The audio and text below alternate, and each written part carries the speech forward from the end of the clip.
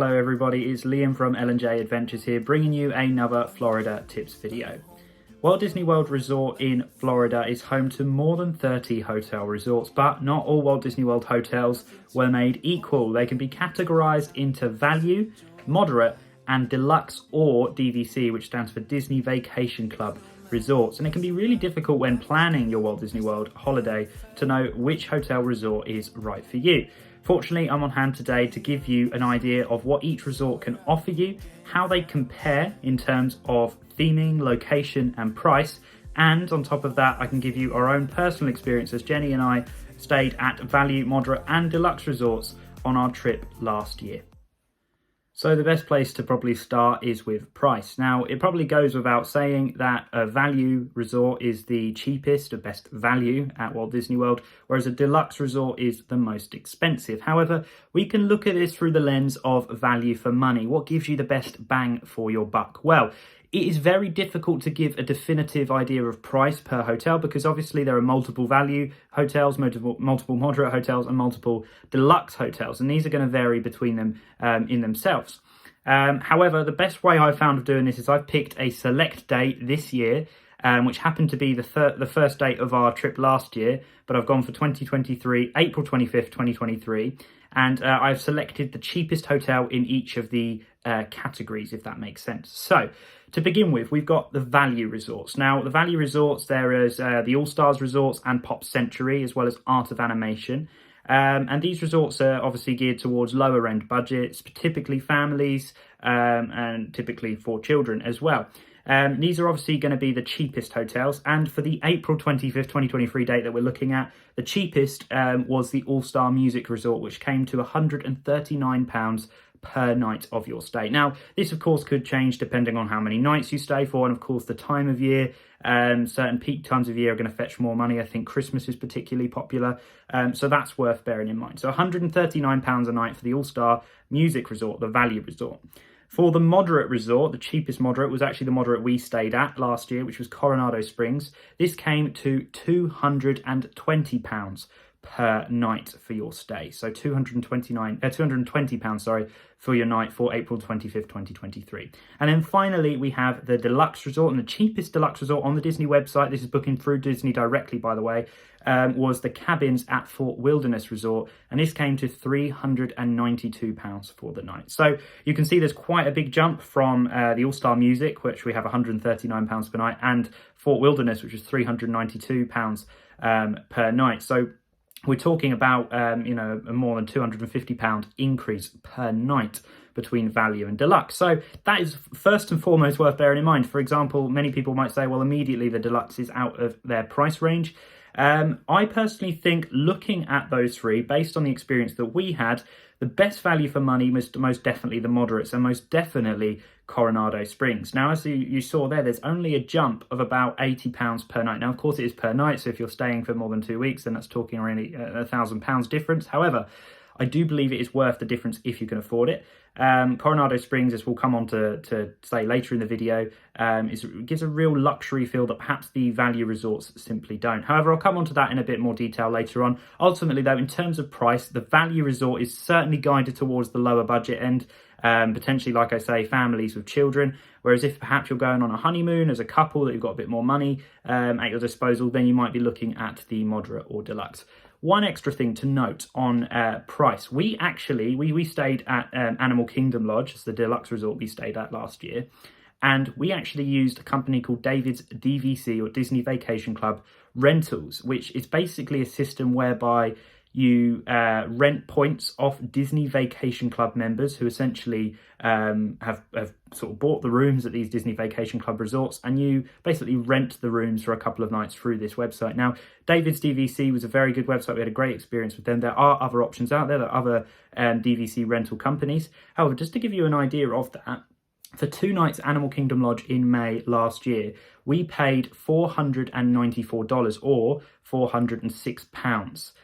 It roughly equated to, which is about just over £200 a night, which is actually cheaper than if you were to book Coronado Springs through the Disney website directly. Now, the vacation points rental system is all legit, all as long as you're going with someone like David's Vacation Club Rentals, who are, you know, as I say, they're pretty well renowned. But that's just a little way to get around it. If you want even like a couple of nights stay at a deluxe resort like we did, then I would recommend looking into that as well. The other thing to note is obviously when you're booking these Disney packages, Disney always have offers on, and typically if you're going for a deluxe resort, your benefits or your perks that you get are much better. So you could get, for example, more dining credit if that's part of the deal, or more spending money if they're throwing that into the deal as well. Next, we're going to look at location. And again, obviously a disclaimer, this does vary from resort to resort. So some value resorts will have a better location than other values. Same goes with moderate, same goes with deluxe. However, there is kind of a general feel of what the locations are for each of these resorts. So once again, we'll start with the value resorts. Now these, as I said, the all-star resorts, the absolute cheapest value resorts, these are typically located a bit further away from the parks. And the only way to get to the parks is using the Disney bus transport system, which I can say, from my experience, is pretty efficient, is pretty good. And if you're not too fussed about any fancy-dancy transport or ease of getting to the parks, then it doesn't really matter. However, two value resorts, Disney's Pop Century Resort, where we stayed last year, and Disney's Art of Animation, are connected to the Disney Skyliner system, which, if you haven't seen, is kind of like a cable car style system, and that can get you to Hollywood Studios Park and Epcot Park. It doesn't link you to Magic Kingdom and Animal Kingdom. For that, you'll need to use the bus transport system. So, even though Pop Century and Art of Animation are value resorts, they do have perks in the fact that you can use the Skyliner.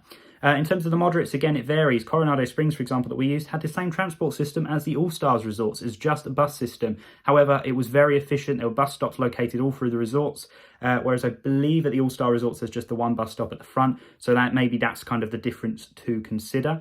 But there are also moderate resorts that do also use a Skyliner system. The Disney's Caribbean Beach Resort is linked up to the Skyliner system as well. And like I say, that gets you to Hollywood Studios and Epcot. Ultimately, though, this is where the deluxe resorts come out on top. Pretty much all of the deluxe resorts are located close to at least one park. Animal Kingdom Lodge, where we stayed, for example, is a short bus journey to Animal Kingdom. It's obviously linked to that park. You then have the original Magic Kingdom resorts, as they're known, which is Disney's Contemporary Resort, Disney's Polynesian Village Resort, and Disney's Grand Floridian Resort. And then also you have Disney's Wilderness Lodge as well, which we visited actually just for dinner when we were, or lunch when we were over there as well. So that's worth noting. There's just different, these ones are obviously linked by monorail. So if you're staying at Disney's Magic Kingdom Resort, then it's very easy to get to Magic Kingdom via the monorail. Whereas obviously if you're staying at a value resort, you're more likely to have to rely on buses. So ultimately, the whole of Walt Disney World is linked up very well. A big perk of staying on site is the fact that you can get around easily for using Disney transport. But as you'd expect, the more expensive the property, the more expensive the resort, typically the better the transport you're going to have available to you. The next thing to look at is theming. Now, theming is obviously very important. If you are staying on Walt Disney World property, you're probably expecting the theming to be pretty good. That is ultimately, as well as the ease of location, what stands Disney World resorts out from, say, staying on International Drive or at a villa or something nearby to the hotel resort. And the theming does differ quite significantly between category of resorts. Now, starting with the value resorts, the theming here is typically quite playful, fun, colourful. I can give you an example of my experience at Pop Century. Pop Century is themed to the different decades, so I believe it goes back 50s, 60s, 70s, 80s and 90s. And as a result, you've got large, colourful statues located around the resort, from things like a Rubik's Cube to a basic laptop to Roger Rabbit, to kind of take you through the decades. And like I say, it's very fun, colourful and playful. All-Stars resorts are similar, so you have the All-Stars music, sport and film, so obviously they are themed to the different one. At sports, for example, you've obviously got a lot of sort of sports-themed statues and buildings. In the film resort, for example, I think you've still got the famous Fantasia statue of Mickey in his sorcerer's hat. So it's definitely geared towards children, I would say, the value resorts. That said, I know a lot of adult couples like to go there as well. Like I say, at the end of the day, you are in Walt Disney World. You're probably going to be embracing your inner child, and you're probably going to enjoy the fun Mickey-themed resorts as well. So by no means is this the value resort restricted to certain people, but I'm just saying generally the theming is a bit more colourful and playful. When you take it to the moderate resorts, I do believe there's a noticeable step up in terms of the quality of the theming. Coronado Springs, resort where we stayed, the moderate resort. I have to say the theming was absolutely superb. It was themed to kind of like Latin America. As a result, you can kind of see that in the architecture, the buildings. And I think the big difference is the reference to Disney is a lot more subtle. So rather than big, colourful Mickey statues, which, like I say, there's nothing wrong with that, what you're going to see in somewhere like Coronado Springs is more subtle kind of hidden Mickeys in like the railings or on a pattern on the floor perhaps. But ultimately somewhere like Coronado Springs is themed to Latin America. You then obviously have Caribbean Beach Resort, which is another moderate one, and that kind of does what it says on the tin. It's themed to be in like within the Caribbean, and then finally you have like the Port Orleans Riverside and Port Orleans French Riviera, I think it's called, which these are basically sort of themed to the kind of American South a little bit, thinking kind of Princess and the Frog Tiana, but again, it's a little bit more subtle Disney and a little bit more luxury. And then finally, you step up to the deluxe resorts. And again, this is where the deluxe resorts clearly win quite evidently. Animal Kingdom Lodge, the theming was absolutely brilliant. We had obviously themed to be in like in Africa, you know, with you're looking out your balcony if you get a Savannah view room, or if like us you get standard view, but you're quite lucky with the standard view that you get, then you could see giraffes and kudu outside your window having breakfast by the water. You walk around the resort, it's very kind of there's a lot of largest collection of African art in the world in the lobby at Animal Kingdom Lodge, for example. And then you have places like Disney's Polynesian Resort, which is obviously themed to the Polynesian kind of Hawaiian theme as well there, with kind of the music you have playing in the lobby. The thing with Disney is it goes down to the smallest details, whether it is the intricate designs on the shops, the shop name, for example, or the flooring that you're walking across, or even in your room, the patterns that you have on the shower curtain. You can see these subtle differences between value and deluxe. So if you are somebody who pays real attention to detail and that's important to you, then I definitely recommend looking at the deluxe from a theming perspective. Now, the next point I'm going to come on to is something that I think is important to quite a lot of people who visit Walt Disney World, including myself, and that is food. So a lot of people have the kind of false perception before they go to Walt Disney World that the only food available is that of the kind of quick service, fast food, McDonald's type cuisine. And while that is certainly true for the theme parks especially, there are also a lot of fine dining opportunities, buffets, character dining, and just generally nice, chilled, relaxed restaurants that you can visit, especially at the Walt Disney World resorts. A little side note here, it doesn't matter actually where you are staying at Walt Disney World or even off-site, anybody can dine at the restaurants which are located at the Walt Disney World resorts. You simply just need to get a dining reservation. As it stands, these need to be booked pretty much 60 days in advance. However, if you do miss that cutoff and you're a little bit closer, just keep refreshing the Walt Disney World My Disney Experience app, and hopefully you will get the dining reservation that you want.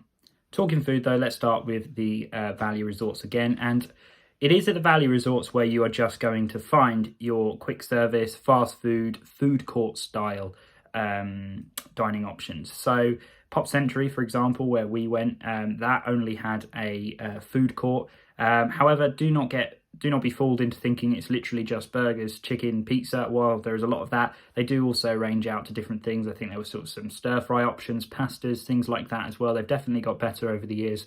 And there's also good breakfast options there as well. Anything from sort of a grab-and-go section where you have kind of pastries and muffins and things like that.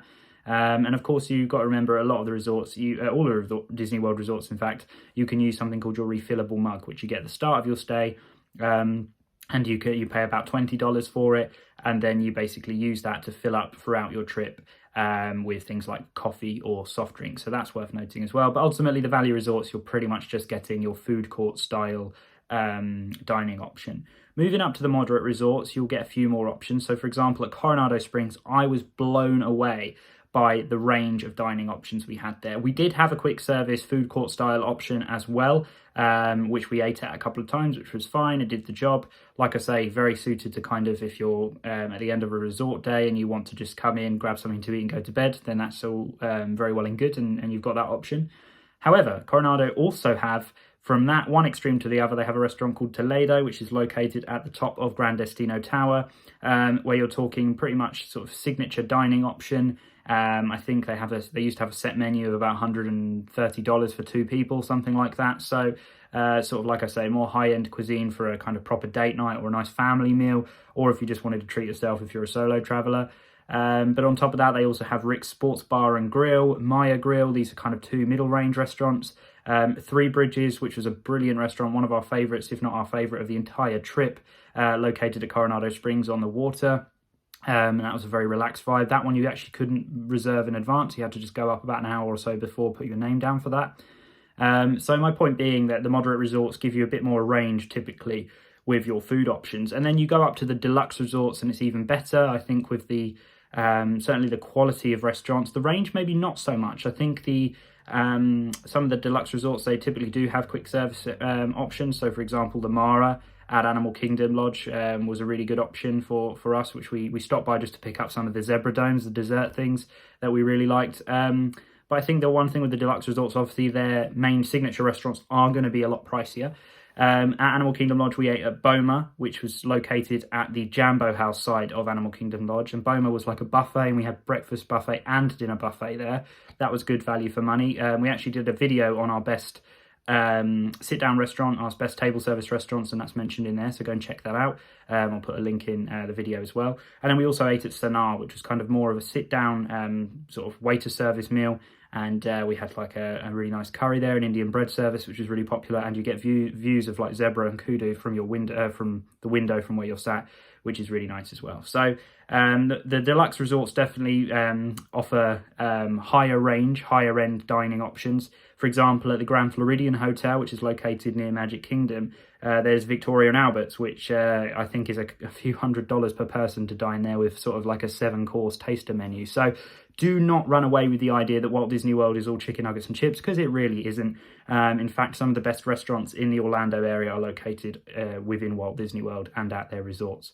To summarise that bit, I would ultimately say if you're a family who've got a small budget, you're looking to grab and go, eat on the go, not really thinking of many sit-down sort of fancy dining options throughout your stay, then I wouldn't be persuaded by the other resorts in terms of their dining options, and I would probably stick with a value option. If you're like us and you're foodies and that's a big part of your trip and you'd like to have the option to eat at some nice restaurants on your own resort property without straying too far, then the moderates are a really good option, as are the deluxe, which also offer a lot of character dining options. For example, at the Polynesian Village Resort where we went for dinner, they have the Ohana restaurant. Like I say, we ate there for dinner, but they also have a breakfast option there, which is like a character breakfast with Lilo and Stitch, for example. So certainly wide-ranging from your value to your deluxe food options, and that's something you're going to have to weigh up when it comes to booking your holiday, because it can be something quite important to factor in. So I guess the last thing to really talk about is the facilities at each of the resort types. Now, again, these vary from resort to resort. I'm not going to talk too much about room types, because obviously every hotel pretty much has your standard or your preferred rooms. Some have suites, some have much better room offerings. So kind of just looking at the basics. In terms of the room types, I think with the value and the moderates, you're looking at rooms which open up to the outside. I think the value, for example, Pop Century was nice, clean, pretty well Disney themed with some of the Mickey artwork. Pretty much what you'd expect from a basic standard Disney hotel. Not a lot to complain about, really. Moving over to Coronado, I think the interior was a bit nicer. You had 2 queen beds, whereas at Pop Century you had a queen bed and a pull-down bed. But again, you know, the Coronado opened up to the outside as well. And then when you came to the deluxe at Animal Kingdom, you have interior rooms. Pretty much all of the deluxe resorts will have rooms that are inside a building, I think with the exception of maybe Garden Walk at the Bay Lake Tower Resort or the Contemporary Resort. But ultimately, yeah, your rooms are inside the building. There's maybe more attention to detail with things like the bed frame. You had, I think, 2 sinks at Animal Kingdom Lodge, which were both really nice. You had a nicer bath, things like that. And obviously, at a lot of deluxe resorts, you have a balcony as well, which my only thing I'd say about Coronado Springs, I think it is a balcony away from being a deluxe resort. Obviously, the Gran Destino Tower maybe gives that deluxe resort vibe, but I genuinely believe the cabanas areas that we were staying in, casitas areas, we weren't staying in cabanas, the casitas areas that we were staying in, if it had a balcony, could have quite easily been considered like a deluxe hotel. So that's kind of how the rooms vary between each resort. In terms of the facilities of the hotel themselves, all of the Walt Disney World resorts have their own swimming pools, and it depends what you're after. For example, Art of Animation is a value resort, but I believe it has the biggest pool across the whole of the Walt Disney World resort, and it's sort of themed to Finding Nemo. It's a really cool look. I've not actually been there, but from videos and stuff I've seen, it looks like a really big pool, great for families.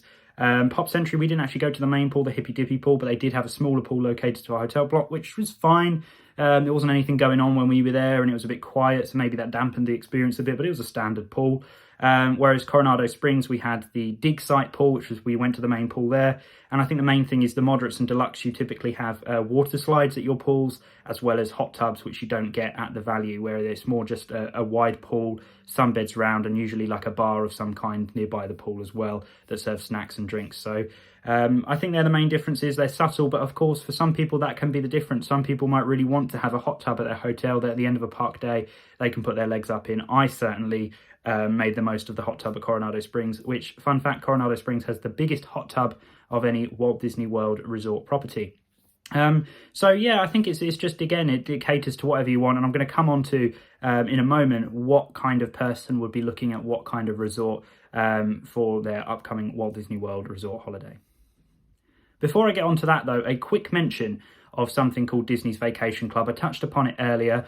So I've mentioned, obviously, there's a value, a moderate, and a deluxe Walt Disney World resorts. However, there's also something called DVC resorts. You might have heard the phrase used quite a lot. This refers to Disney Vacation Club resorts. Now, Disney Vacation Club, I'm by no means an expert on it. There's probably loads of other videos out there explaining it far better than I can, but essentially it's like a kind of timeshare agreement style thing where basically you have a membership, a subscription to Disney Vacation Club, and then you get a certain number of points per year which you can spend to use in Disney's higher end resorts. Obviously, if you save them, then you can go on to get things like suites and bigger rooms at the deluxe resorts. So some examples, obviously, Animal Kingdom Lodge, where we stayed, because we rented DVC points through David's DVC Rentals, we stayed in a Vacation Club room. For the night of our engagement, we were kindly treated by family members to a room at the Bay Lake Tower at the Contemporary Resort. Now, Bay Lake Tower is a DVC room. We had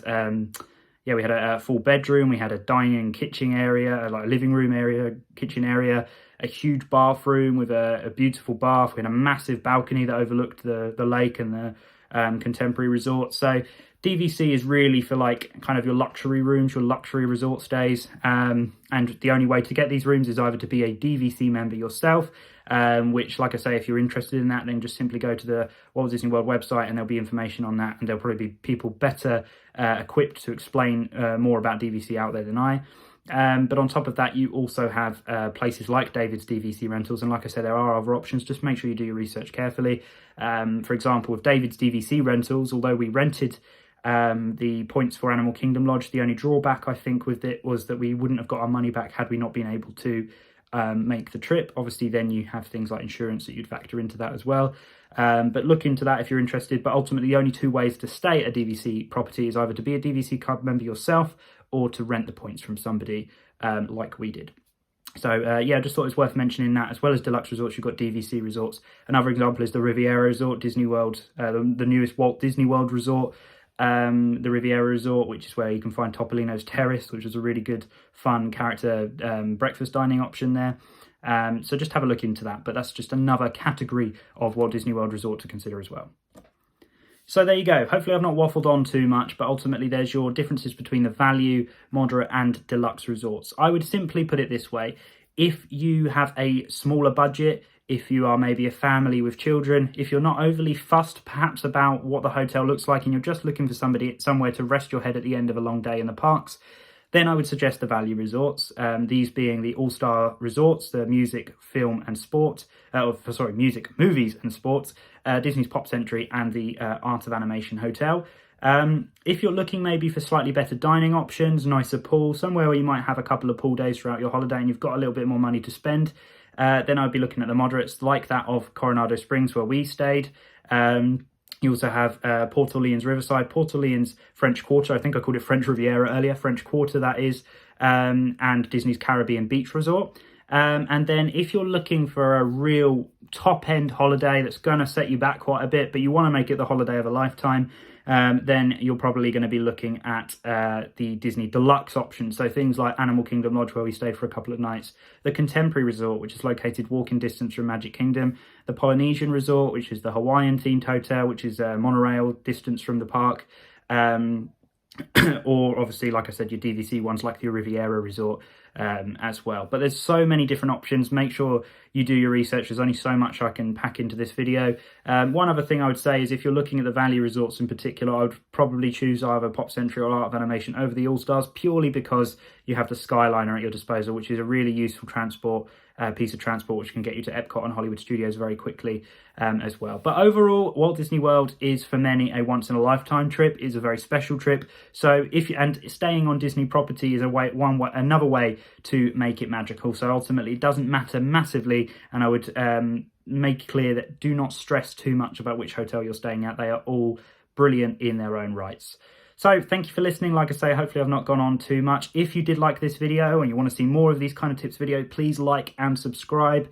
And on top of that, we do have another Disney themed trip on the horizon. So please stay tuned for that. And the only way you can see these videos popping up will be if you subscribe to the channel. So please do that. But that's all from me. And thank you. Until next time. See you later.